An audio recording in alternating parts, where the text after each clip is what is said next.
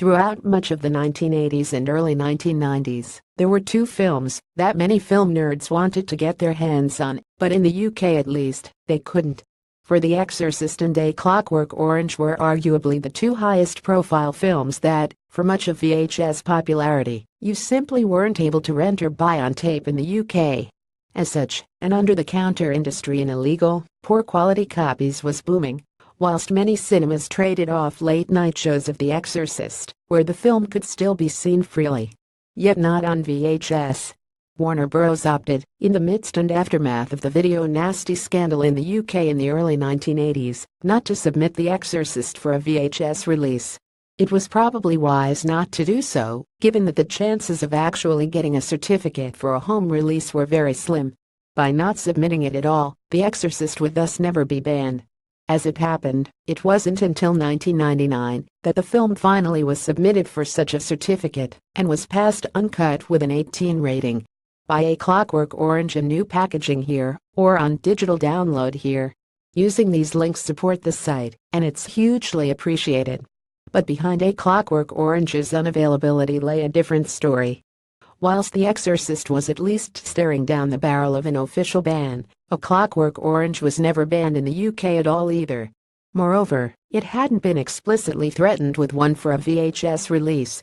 Instead, the reason that A Clockwork Orange was pulled from UK cinemas in 1973 and not officially seen in the UK again for over 25 years was down to its director, the late Stanley Kubrick. On the film's release in 1971, it didn't take long for the film of A Clockwork Orange to stir controversy.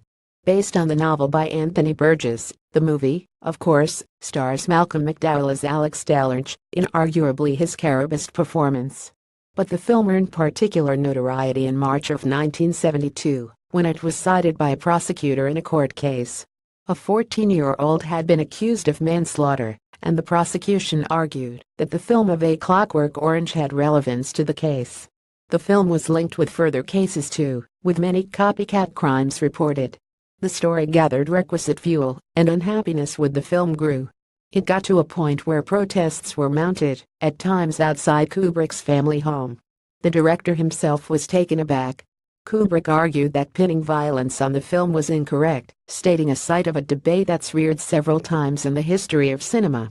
That is, that film cannot make someone do something they weren't capable of doing already. That the crimes would have happened anyway. A Clockwork Orange was being used as a media scapegoat. Not that such an argument often holds shrift in the court of public opinion, of course. Kubrick, though, decided to act. When the film had completed its theatrical run in the UK in early 1973, he asked Warner Bros. To withdraw the film from circulation altogether. The studio agreed, although for over half a decade, nobody noticed this was in a pre-video age, of course. It was only, in 1979, when the National Film Theatre was refused permission to screen it as part of a retrospective of Kubrick's work, that the withdrawal came to attention for the first time. But that's all it was. Kubrick, without explanation, asked for the film to be taken out of circulation, and because people couldn't get hold of it in Britain, the myth began to spread that it had been banned. But it hadn't at all.